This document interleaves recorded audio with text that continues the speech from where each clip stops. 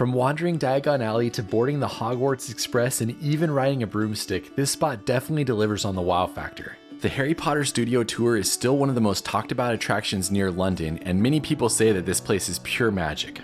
But it begs the question, is the Harry Potter Studio Tour still worth visiting this year? Let's go find out. The price of our ticket was £119, which equates to around $160 with the current conversion rate. We paid for the more expensive one that has round-trip service in a coach from London's Victoria Station. I had originally planned on taking the train there and using the free shuttle that the studio provides, but unfortunately they were working on the tracks and you couldn't take the train all the way out there when we went. I don't know if we're gonna watch Harry Potter on the way or what. Yeah, I wouldn't be mad about that. A Harry Potter movie will start on the screen in front of you to get you in the spirit. Here we go, heading out. Can't wait. After all the introduction stuff was complete, they gave us headphones and we watched the first Harry Potter movie for about an hour and 15 minutes on our way to the studio. I should also note that you need to book this way in advance as it does sell out, especially during the summer. Once you arrive, you'll go through security and ticketing and then you can get in line to start the tour. The beginning of the tour has a video introduction and then after that you can go at your own pace. Welcome to Hogwarts. You push those stones. The tour starts with a bang as you walk into the actual Great Hall used for filming. The stone floor is real, you can see costumes for each of the Hogwarts houses, and it feels huge. We made it to the Great Hall! It is awesome. This is so cool. Walking through there and being able to see it open in front of you is so cool. Because this area is so popular and people tend to linger here, you only get about 7 to 8 minutes to look around before they're bringing the next group in and you have to leave. I didn't feel too rushed here though, and I got to see everything I wanted to before we headed on. After this, you can basically go at your own pace through the entire rest of the studio tour, and there's a lot to see. If you're a Harry Potter fan, be sure to let me know what house table you'd be sitting at. We were allotted 4 hours here with our return time on our bus, and I thought that there was no way that we were going to spend that much time.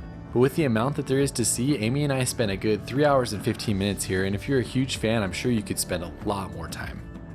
The next area that you enter had a lot of props and a lot of built-out stages from popular places in the movies. Look at how massive this area is. Look at that big clock over there and all the different walkways you can go down with the different set pieces. We got whatever this fountain is right here. We got the moving staircase. This is the Gryffindor boys dormitory. Looks a lot different when you can see the outside. It's just a sound studio. Activate the monster book.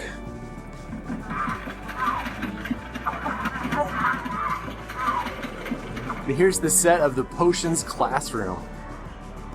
I was told that the potions classroom has more than 1,000 jars filled with bones, herbs, and different toys from markets that they found.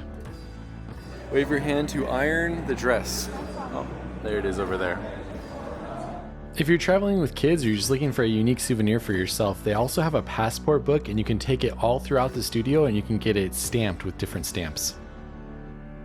One of my favorite parts is that they created all these different tapestries for the movies. Here you can go into different sets, including Dumbledore's office, which we were told the books on the shelf were just phone directories that were bound in leather. And you can see a replica of Hagrid's hut with Fang guarding the outside. What a ferocious beast. Alright, I just did this green screen riding a broom for you, and I paid £20 so you can experience this video you're about to see right now. It was a treat to watch and witness it being made, so enjoy.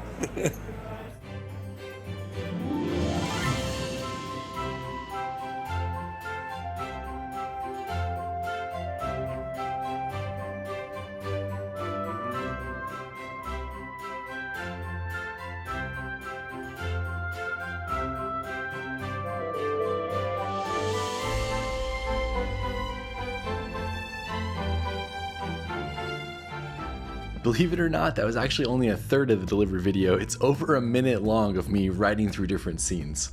You can let me know if it's worth it in the comments. Again, you're going to want to judge how long you spend at these places yourself, as it depends on how big of a fan you are. There's even presentations and things that you can watch as you're going through as well. We're about to enter the Forbidden Forest. Let's go. The set for the forest was supposedly a mix of real and fake trees, some of which were over 14 feet wide and felt more like a redwood. This is cool, you can change it from day to night. This is spooky. You should go first. In the Forbidden Forest, you'll find smoke, sound effects, and lighting that creates a spooky atmosphere, and you can meet Aragog, the huge animatronic spider that they used in the movie. Plus, you can even control all sorts of different lighting and storm effects. One of the best parts is how interactive it is. So you can actually come up and you can just touch these things and make them do different things. So the Patronus. I also love being able to see the movie magic. So you just see these big trees and then you can see what's actually inside of them. This is definitely the best part of the tour so far, other than when I got to ride my broomstick. As you leave the Forbidden Forest, you'll arrive at another classic part of the Harry Potter experience, platform 9 3/4. Check it out. There's 3 photo spots right here. We can push it. We don't even have to stand in line at King's Oh my gosh, Cross. I'm so glad, 'cause that line was crazy there. Are you gonna make it through the wall to Hogwarts? No joke, we went by the photo spot at King's Cross multiple times and it was always at least an hour-long line just to take the picture.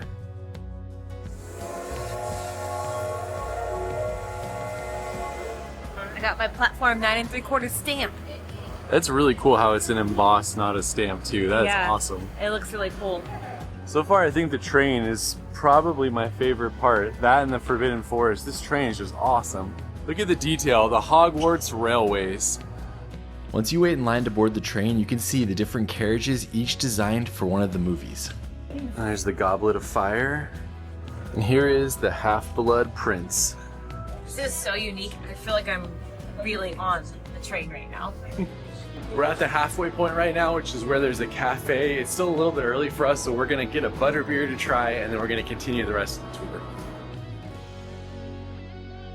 Look at all the different things. You can get butterbeer, frozen, latte, ice cream, and you can get scones, cookies. If you want to try butterbeer, this is the place to do it. We didn't find any butterbeer near the entrance, so this is the only place to get it as far as I know. I got the butterbeer latte because I was hoping, to get some coffee, but I have no idea if there's going to be any coffee in that. That is a dessert right there. There's absolutely no way there's coffee in that. You guys know I'm not passing up a butterbeer donut. Even for £4.50, which is an expensive donut. Cheers.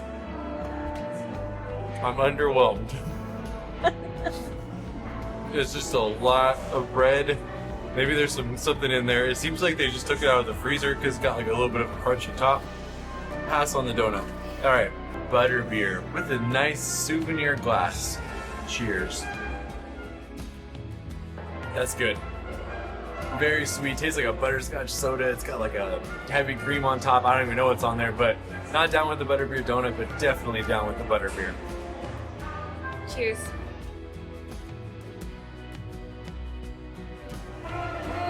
Ooh. Definitely delicious. Butterscotch soda. I like the top. After our butterbeer intermission, we've made it outside. Next stop, Harry Potter's house. When you head outside, they have a lot more set pieces, including number 4 Privet Drive, which is where Harry Potter grew up. It's Harry Potter's room. The inside features a few of the iconic scenes that happened here, including when he got all of his Hogwarts admission letters delivered. I don't know if this is normally really busy, but when we went, there weren't a lot of people here. You can also see the set from when Harry Potter met Dobby in his room, and outside you can see the night bus. I can't do the horn though.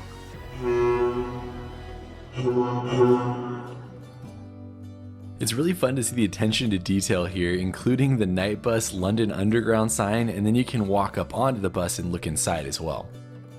Don't fall off. There we go.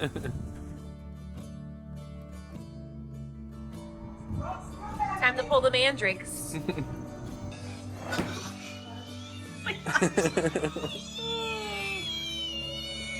I don't know, it's kind of satisfying. I just keep wanting to do it over and over again. Watch out, you don't have any earmuffs on. If you pull it up, it might knock you out.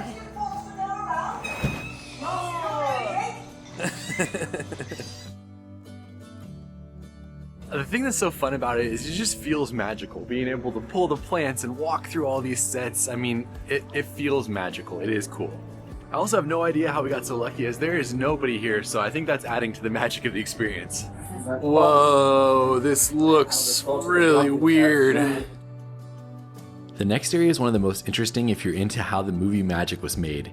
Here you can see makeup effects, you can see different animatronics they created for the monsters, you can learn how they controlled them, you can see costumes, masks, all sorts of stuff. We have left the makeup area and we've entered Gringotts. Gringotts Wizarding Bank is one of the most impressive things on the entire tour, as they rebuilt the marble hall with all the chandeliers and characters. And then as you go past it, you'll see the minecart that took the characters down to the lower levels. Wow, we are in the underground of Gringotts right now. That is so awesome. You can enter into many of the different vault set pieces, and then at the end you come face to face with one of the dragons.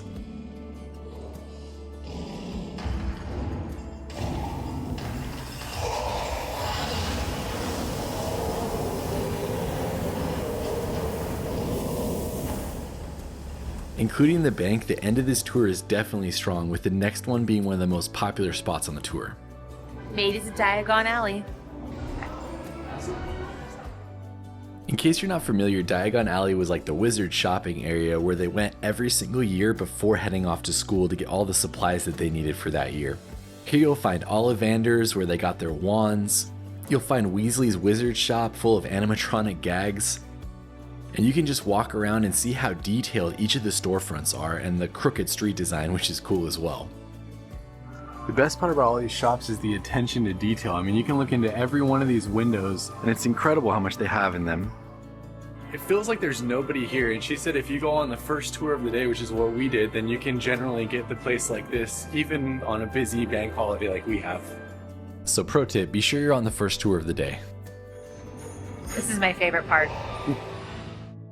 After getting our stamp and saying goodbye to Diagon Alley, there was only one thing left to see on the tour, which is the Hogwarts Castle model, and it's one of the most impressive stops. This is the original model that was made for the first film, and it said 40 people it took to make it, and then it took 50 people every single year to maintain it, and they added things on like the bridge as the author wrote more of the books. This model is 1:24 scale, but it's still massive and it fills the entire room. One of the best parts about it is that it's lit to mimic a 24-hour day, so you can see sunrise, sunset, and the night sky while you're walking around. There's a large ramp that takes you around the entirety of it so you can look at each different piece. And we were told that every brick and tree in the model is hand-painted. The stories we love best do live in us forever, so whether you come back by page or by the big screen, Hogwarts will always be there to welcome you home. This is the official end of the experience, and so you're whisked into a store where you can purchase every souvenir you could possibly imagine. Just in case you have space in your suitcase, you can actually buy a broom here. Do you have space in your suitcase for that? I actually might need to buy a new one just to get that guy home. Slytherin. Slytherin. Absolutely not. Hufflepuff, for sure. So here's the benefit of going early. This is at 11:45, and you can see how long the line is just to get in to start the experience. The model of Hogwarts was the absolute perfect way to end the tour. That was really cool. We're gonna go get something to eat, and then we'll talk about whether it's worth it or not. We had about 45 minutes to kill, so we went to get something to eat, but of course, as you know with any amusement park type thing, the prices are definitely a little bit high for food. I don't know though, can you really put a price on eating a golden snitch? Alright, this is called the House Pride Pizza. I saw the picture and I was like, man, I have to order this. This is just too cool. 4 different ways that they make the pizza, depending on what house you're in Harry Potter. Also, I probably could have shared this with Amy, and just so you know going in, this was £19.50, so if you're wanting to save money, definitely bring your own food. It's not a bad pizza. They actually cook it in a pizza oven here. You can tell by the way that was a nice crisp. Alright, based on this, I think I'm house mushroom and blue cheese. I have no idea what house that would make me. Maybe Slytherin, but that could be Slytherin too. I don't know. Let me know what you think in the comments. Amy decided to go with the burger and she said it was fine. Alright, to end this video, let's talk about whether or not it's worth it. So we spent about £110 per person to get here, to get tickets, and to take the bus. They told me inside that it's about £60 a person just to get the ticket. So if you take public transportation, buy a £60 ticket, it's probably a little bit cheaper. However, for us, the public transportation was closed. They're doing construction on it on the way here, so we had no choice but to take the coach that we took, which was actually a very good experience and easy if you're going with an entire family. I will say, as an average Harry Potter fan, I have read all of the books and I've seen the movies multiple times. It was worth it for me. It's expensive for sure, but it's just such a cool, magical experience to have. What do you think, Amy?